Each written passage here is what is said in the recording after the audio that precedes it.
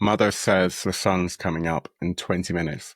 That can mean only one thing. It is time for Fika with one of our favorite people, Tomas Härenstam of Free League Publishing. So grab your coffee, grab your dice, and join me, Phil, as we venture back into the Dark Orb.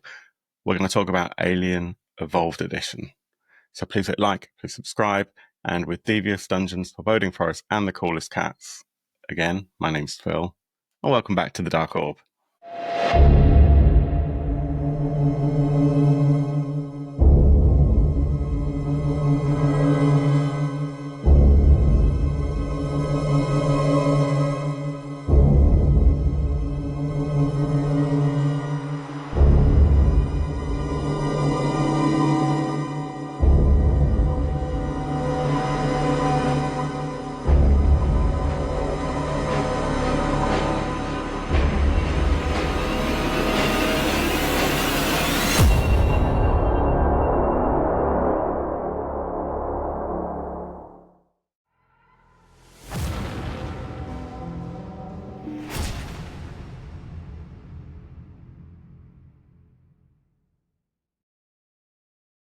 Tomas Härenstam, thank you very much for joining. How are you, my friend?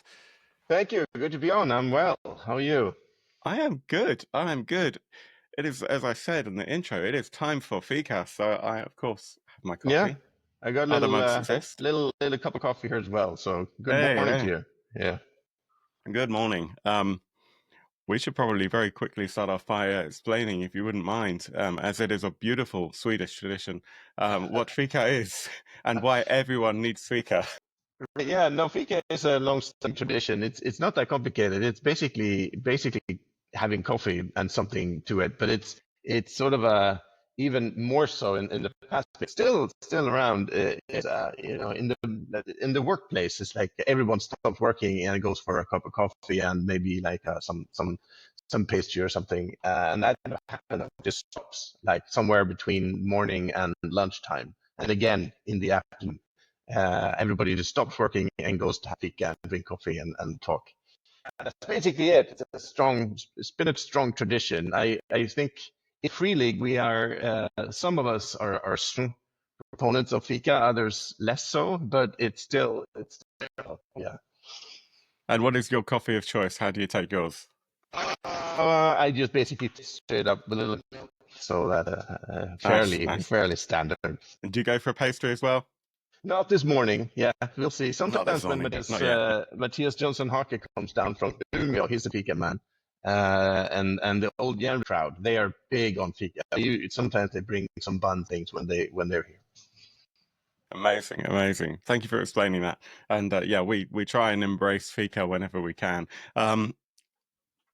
I guess we should start very quickly at the beginning. Who is Tomas?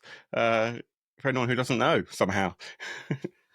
I am one of the founders of Free League, so we're doing this. We started like 2011. That's been a while, but yeah, I've been, of course, playing and writing RP longer than that. Ever since I started playing them back in '85, something. So it's been a while. Yeah, so that's pretty much it. And I'm one of the designers. I mean, we're a small team, so even if I'm one of the founders and the company, I'm also the designer for games like the Blade Runner RPG, Year Zero, Vinlands, and also the Alien RPG. Awesome, awesome. And yeah, Alien is where we're at, right? So Yes. this is a really exciting time. Um, we have a new Kickstarter which only has a couple of days left Yeah. of an old-ish game. I mean, that game came out like pre-COVID, right? Yes. So Pre-COVID, 2019 December, very closely, but yes, pre-COVID. Oh, I you have have my the my collector's edition edition. here, which Very is nice. very sacred. Yeah. It is. I mean, there are going to be some people watching who actually have seen the Kickstarter campaign, Yeah. but they don't know the game. Yeah. What is Alien RPG, and how is it different from, say, Dungeons and Dragons? Right. No, I mean, of course, as the title suggests, it's based on the Alien franchise, the films primarily, even though we bring in some of the other forms and media as well, but the films, of course, are the core. The game takes place shortly after Aliens and Alien 3, so in the 2080s. It's like where we are now. But basically, what the game does is it tries to bring to the world of Alien as you experience an Alien story. We do that in two ways. There's a cinematic mode and the campaign mode. Campaign mode is for playing longer campaigns. Cinematic mode is for more like one shots where you really step into the shoes of someone like Ripley and face horrifying dangers of some sort, and that usually that doesn't always end well. It's dying in this game is not losing; it's part of winning, I guess. I mean, if someone in the among the characters survives to the end of a cinematic, then that's a win. So that's sort of the game is built around that building tension and the horror, and also there's some psychological play between the characters because they can have hidden agendas and things. So in a lot of ways, of course, at core it's an RPG. You roll dice and perform actions and take damage and all of that. But I think the structure of the game differs quite a bit from Dungeons and Dragons. If you want to try something different and get a different experience, this is tends to be a lot of fun. I would say it kind of calls to the role-playing tradition, which is really strong in Sweden, especially of storytelling role-playing games, right? That's true. Yeah. Hence, it doesn't matter so much if you die. Just embrace it and make sure that your character death is the most awesome possible. Exactly. And supports the story. And there's a couple of different gameplay modes, right? Mm-hmm.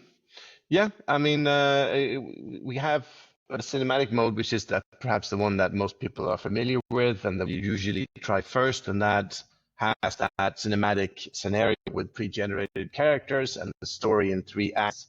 It's fairly open what you do in the acts, and it's very character-driven since each character has a personal agenda for each act. So it really, the characters are driving the story, but it's still a confined story, often a confined environment like a space station or a ship or some colony, something like that, and it plays out in this confined space, and it's a very intense game that is sort of wraps up in a couple of sessions. You can even play them perhaps in one long session or like 2 or 3 sessions.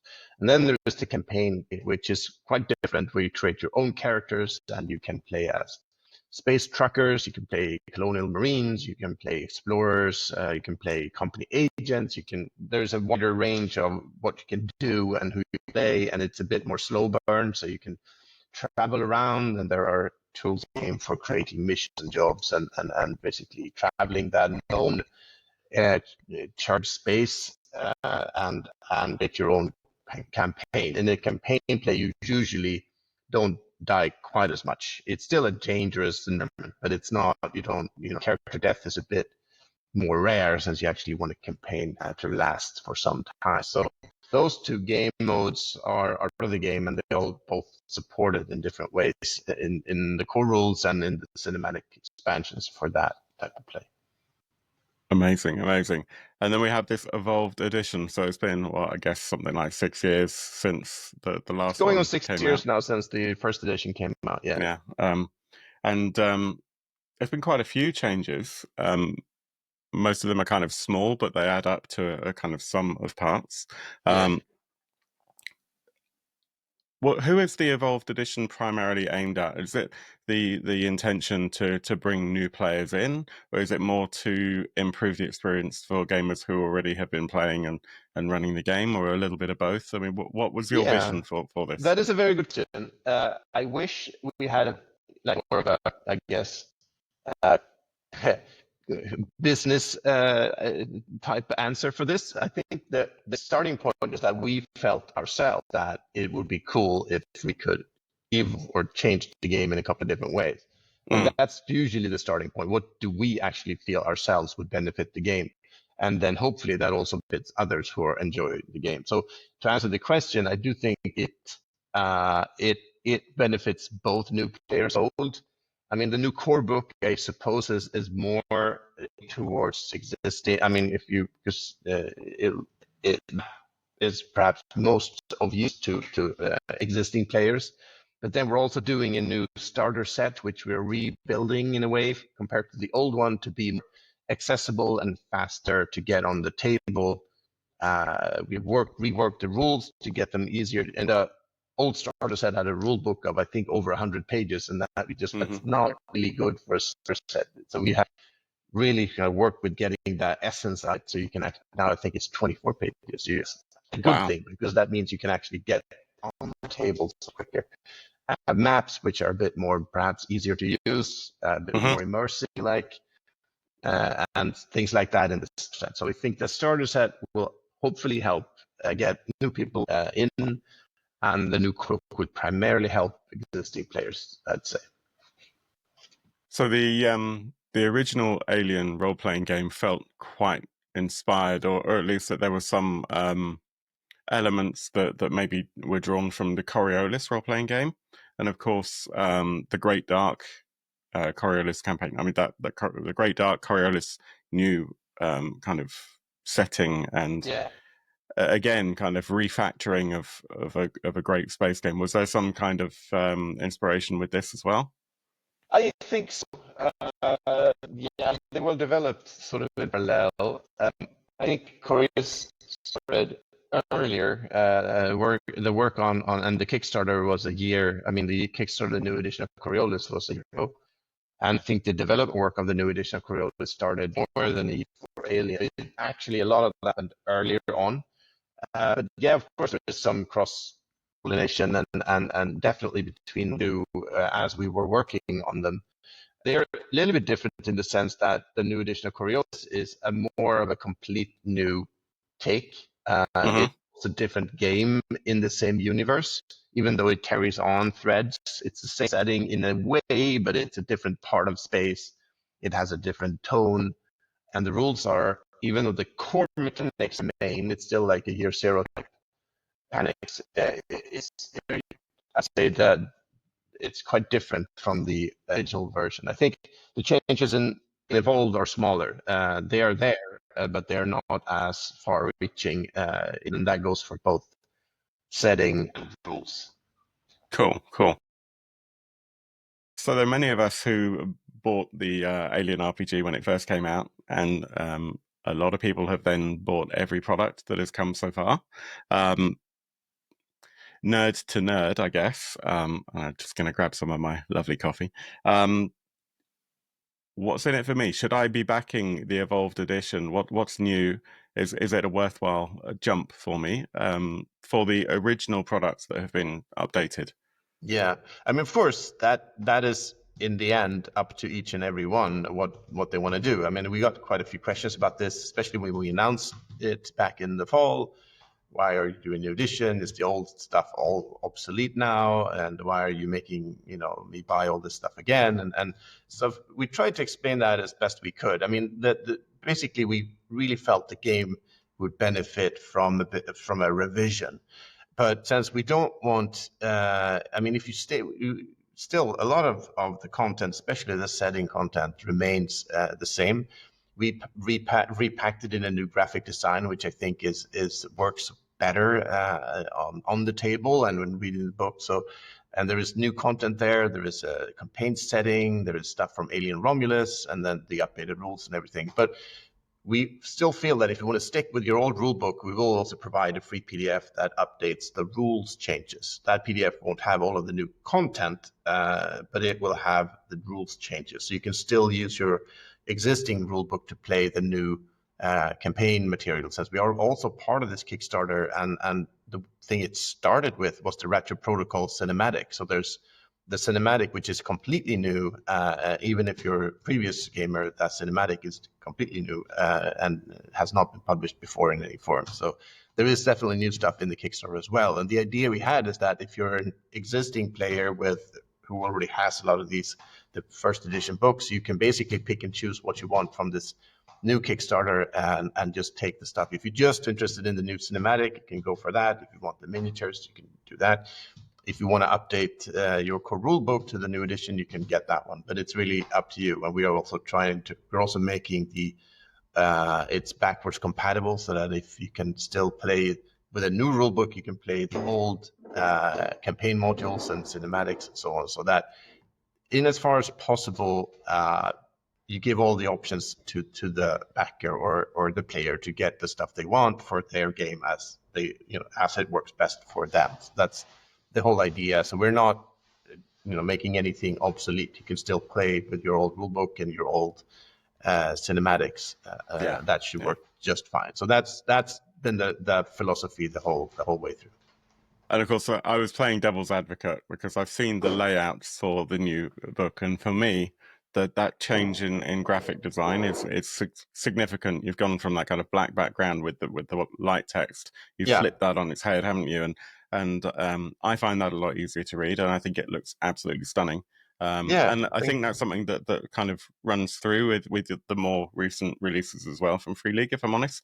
That the changes that you've made to layout and graphic design lately have been quite noticeable, and huge benefit to GMs. I mean, we felt that. I think that's and also that's partly because of the feedback that we got throughout the years. I think the first edition Alien book, and it's really pretty. It's worked well as like a coffee table book almost to have to flip through. It really works in that sense, but we realized throughout the years that it had some drawbacks where it comes to readability and use on the table, how easy you can actually find information during play. It was sort of difficult to read sometimes, just to, so it had some drawbacks on that. And we also felt that when that's something we wanted to address, and when we were making a new edition anyway, we felt the time was right to have a rethink about how we presented all of the stuff in there. So that's basically what we did. And it also has a bit more of a retro sci-fi style. And I think that works well with that. Like, for instance, Alien Romulus also does this in its own way. I mean, that's a film and not a book, but it also goes into more of a really retro sci-fi style. And we felt we were doing that as well. I think it works really well for Alien. And the first edition didn't really have that. So I think that's an improvement too. Yeah, it's great. It's great, and the limited edition of the Evolved core book. If you're a fan of H.R. Giger's work, I mean, it just looks stunning. I think so. I think it looks nice. He says, knowing that he's adding these pictures in post production. But if you're a fan of Giger's work, check it out. I mean, it's gorgeous. So there's the new rules for the Evolved Edition. One of our patrons has asked a lot of questions around the solo play and whether that's like a single survivor type of solo play. I know there's some information on the Kickstarter, so definitely go and read that. Whether that's a single survivor, last standing survivor style thing, or whether this is solo rules for playing any campaign. No, the solo mode is written by Sean Tompkin and Matt Click, and they've done a lot of solo modes. They're really good at it. That's really their thing, and they've done it for the One Ring. They've done it for the new edition of Coriolis and for others, and they're doing a really great job at it. It's its own thing, really. You're playing a lone survivor, even though you can actually bring in some companions as well, so you can actually have a small team.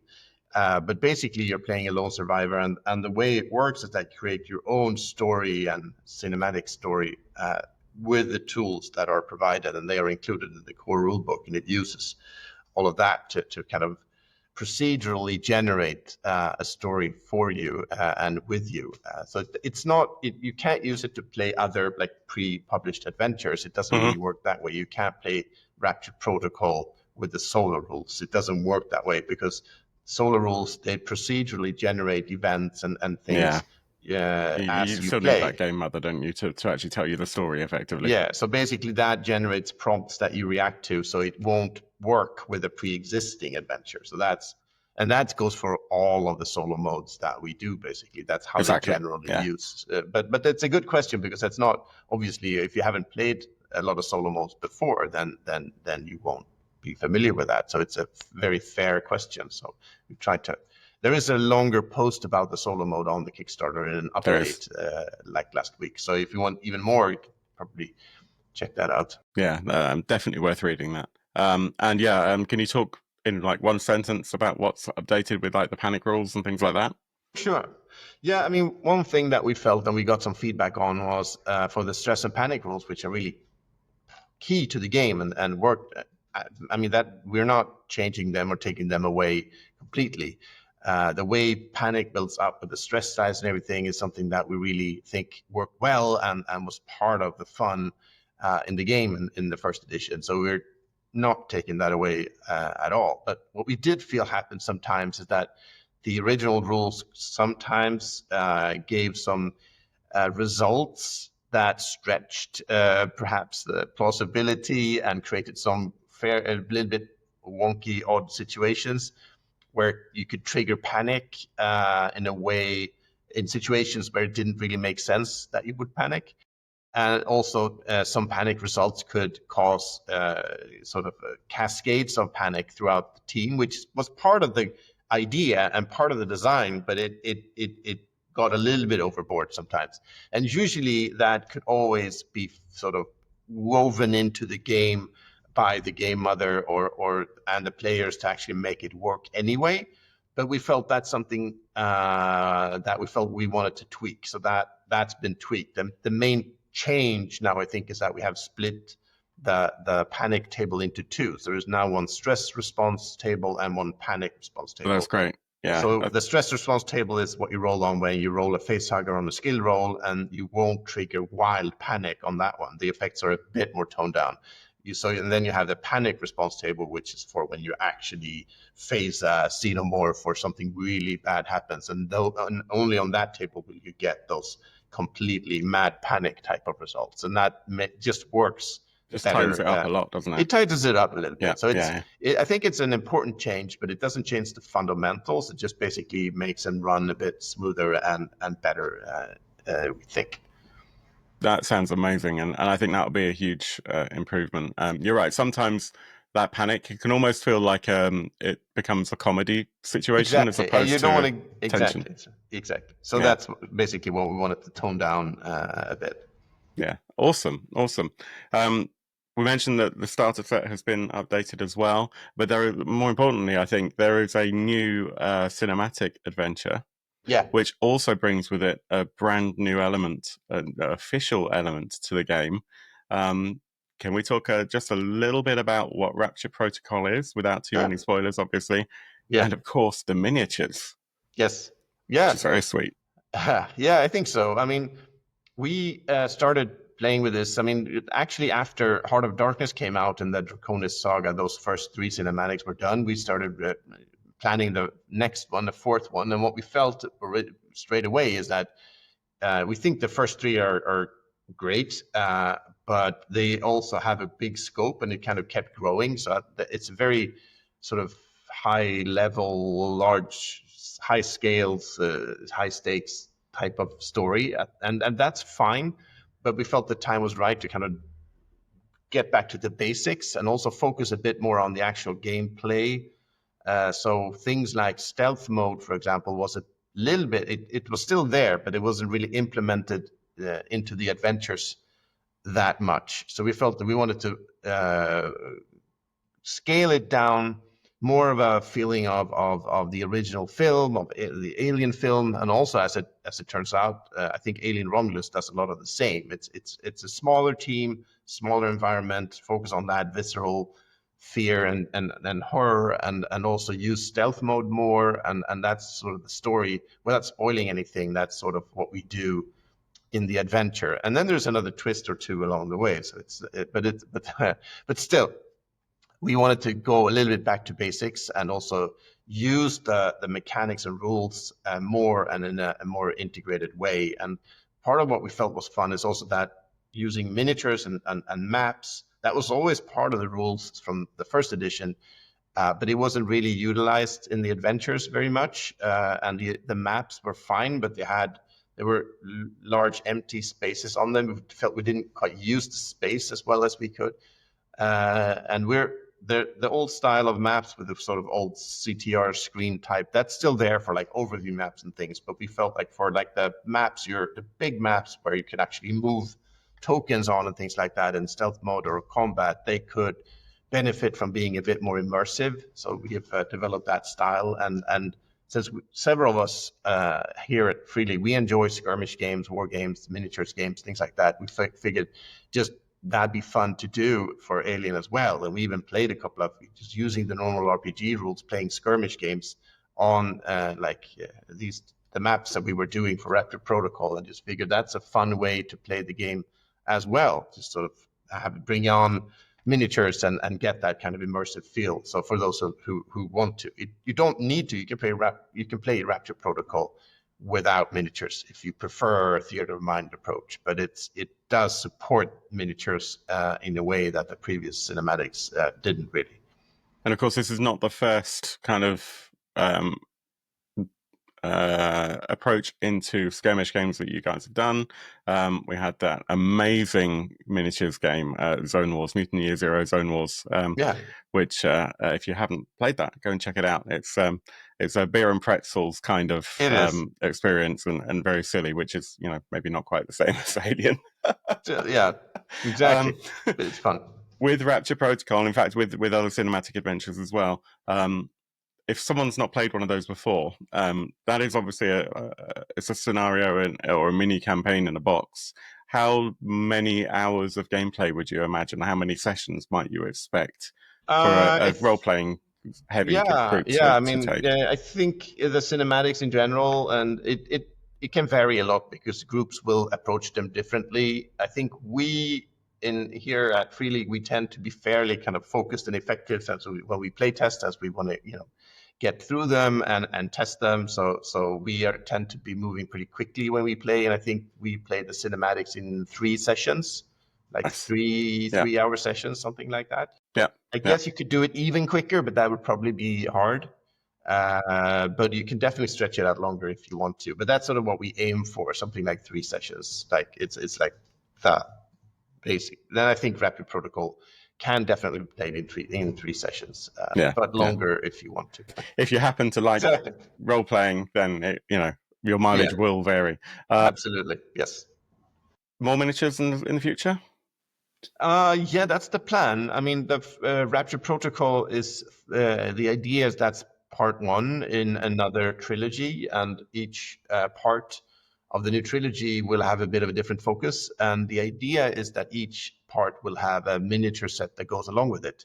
The miniatures in that set will work specifically for the adventure, but then they're also intended so that you can use them for like more general use as well, for skirmish games or just for fun, whatever you want to do. But and you just build the collection, don't you? Exactly. But so the idea, I mean, now the set for Rapture Protocol will have 20 miniatures, and I think that's around there is what we aim to be at for the others as well. So work has started on the next one, and the idea is that we'll also have a miniature set to go along with it, and then the third one, a third miniature set. So that's sort of the way the plans look at the moment. Amazing. At time of recording, we are just short of, in Swedish crowns, 20 million. Yes. Which is incredible. So in British pounds, £1.5 million, hugely successful. Is there any one element about this whole package that you're the most proud of? That's hard to pick one. I think there's a lot of cool stuff here. I mean, like the new graphic design is I really enjoy. That's by Johan Noor. He does a bit of graphics. He does a bit of graphics. Yeah. I think that's very cool. I think the new art from John R. Mulaney, who does like the spaceship art and the weapon art and stuff. I think that's really cool, and I think his work works really well with the new graphic design because it has that kind of a tech manual style that I think really work together really well. So it looks great. It looks great. And have you got Martin Grip as well? Still on the art? Yeah. Oh yeah, he does the covers for the starter set and Rapture Protocol, so that's new. Yeah. So no, it's hard to pick one thing. It's a lot of pieces, a lot of new things, big and small, that I think I'm we're really proud of, and it'll be great to see when we get the printed physical stuff in our hands. We're looking forward to that. It's going to be amazing. So we kind of need to wrap up. My coffee is going cold, so this is the problem with Fika and talking. But I do have one final thing to throw at you. Yeah. You, Tomas Härenstam, are on Hadley's Hope. Which career do you think your character would be? That is a very, very good question. I think yeah. I mean, I think it'd probably be a good idea to be a surveyor or like a wildcatter going out. Stay away from that place. Be somewhere out, not be there. Wait, I Be think you've out. got some insider knowledge. Yeah. Stay in that, tractor somewhere far Yeah. away from the base. Yeah, and Can do probably that. this is where you'll find some eggs in a small cluster in some Probably yes. weird It's not going mine. to work out well for me No. anyway. No. No, final question. What is your signature item? Signature item. Yeah, maybe one of those. What are they called? Aspen beers or something? Is that what they're called? I keep forgetting. Yeah, there is like a brand of beer in the alien universe. I think if I'm going to sit out in a tractor in the middle of nowhere, I might as well have that. I think that's great, and hopefully a lot cheaper than the beer in Stockholm. Yeah, that's true. Yeah. This All has been right. incredible. Thank you, Thomas, so much. Thank you. I wish you all the best success with the remainder of this campaign.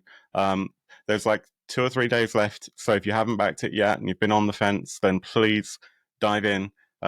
I'll tell you right now that for me, as someone who's backed the original campaign, I will most likely be grabbing that collector's edition because I'm going to have serious regrets not having that cover on my shelf.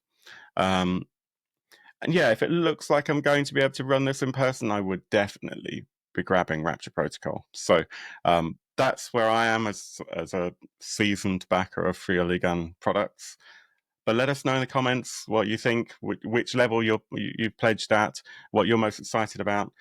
Check out the Kickstarter, the links down below. Join us on Discord to talk more about it. And obviously, keep watching the amazing new Free League content on YouTube and checking out all their cool stuff. Thomas, I wish you the best of luck with your day. Thank you for having Fika with me. Thank you. Skål. Pleasure. Skål. And we'll see you very soon for the next one. So until then, thank you for joining, and please hit like and subscribe, and I hope your dice rolls are way better than mine. Take care, everyone. Thank you. Bye-bye.